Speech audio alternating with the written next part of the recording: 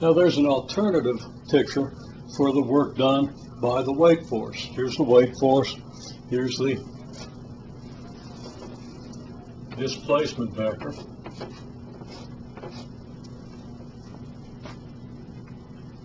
We can project either vector on the other and multiply the projection by the vector on which we're projecting.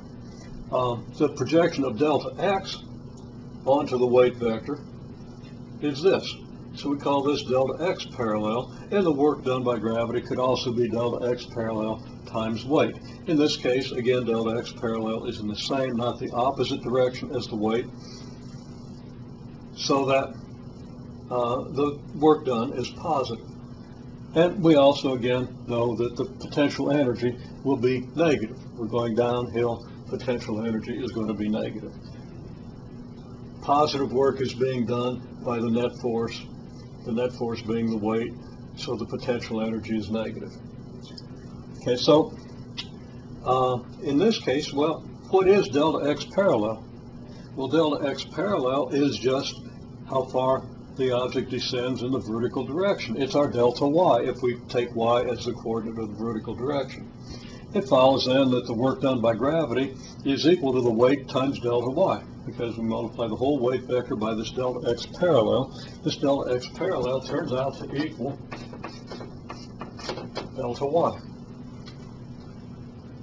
Potential energy due to gravitational force is equal to the negative of the work done by the gravitational force, which is equal to the negative weight times delta y.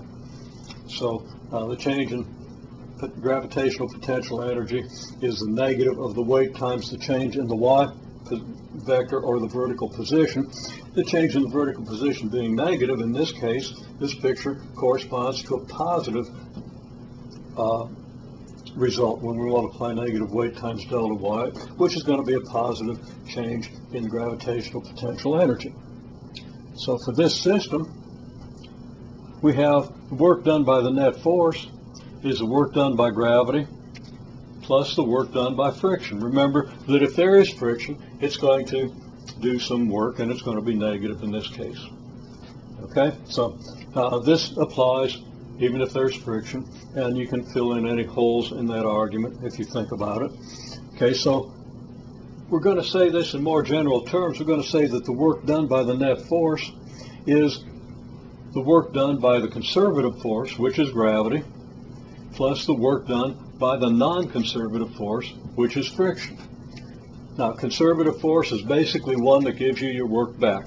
If I toss this piece of chalk up into the air, it comes back down with the same velocity with which I threw it up. Its kinetic energy, less just a little bit for the tiny bit of air resistance that occurred in that little toss, is going to be maintained. Okay, so, and we know that the change in kinetic energy is the work done by the net force, which is negative change in potential energy, plus the work done by the non-conservative force. What's that lead us to? It leads us to the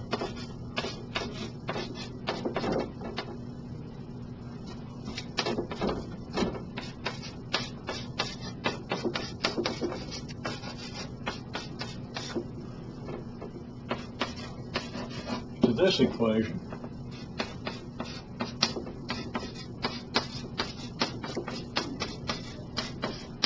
And I might have been standing in front of it, but simply setting kinetic energy equal to this, well, I've just quoted it. We add potential energy to both sides, move work by net force over here.